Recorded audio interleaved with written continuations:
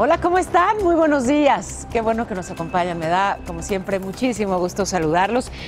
Lo de bailar va a tener que esperar un poquito todavía. Antes, vamos a escuchar algunas de las preguntas que hacen los niños a sus papás sobre sexualidad.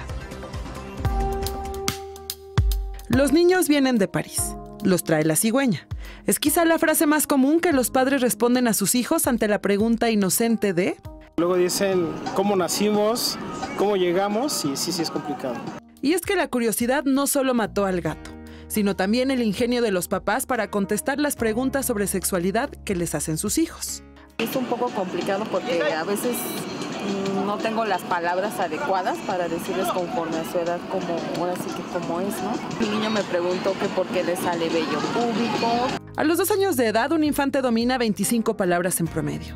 A los 3 años ya puede interactuar con frases compuestas. El otro día lo estaba bañando y me dice, oye mamá, ¿por qué mi pene, por qué no tiene boca?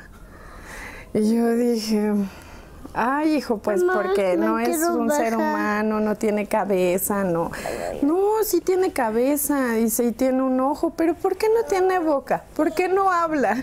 Pregunta sin alguna otra intención más que la imaginación de los niños. No supe, la verdad, cómo explicarle qué era lo que estaba pasando, ¿no? En realidad me puse muy nerviosa y yo sé que no es malo, ni mucho menos, pero ¿cómo le explico que un pene no tiene boca? A diferencia de Nayeli, Beatriz ha corrido con mejor suerte ante las preguntas de su hijo de 9 años. No, hasta este momento no me ha hecho muchas preguntas. Digo que en la escuela donde van les dan un curso cada año en el que les tocan ese tipo de temas. Diferentes preguntas a diversas épocas de la historia. Pero lo que es un hecho es que hablar de sexualidad con los menores de edad siempre resulta un tanto complicado. Principalmente responder a esa pregunta tan común de... ¿Cómo nacen los bebés? Arely Melo, al aire con Paola. En preguntas que, caray, requerimos asesoría. Menos mal que están con nosotros el doctor David Barrios, sexólogo. Bienvenido siempre.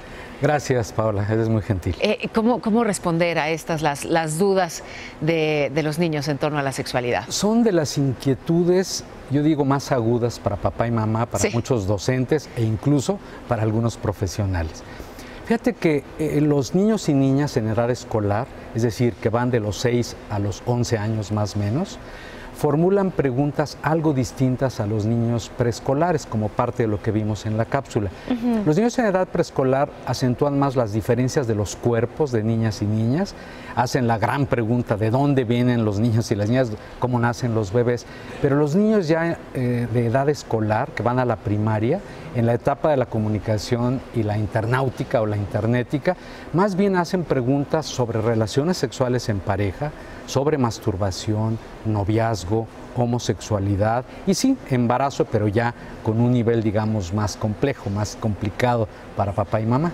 ¿Qué nos recomiendas? ¿Cómo darle sí orientación, sí información, pero de acuerdo a su edad? Desde luego. Mira, lo primerito es la actitud.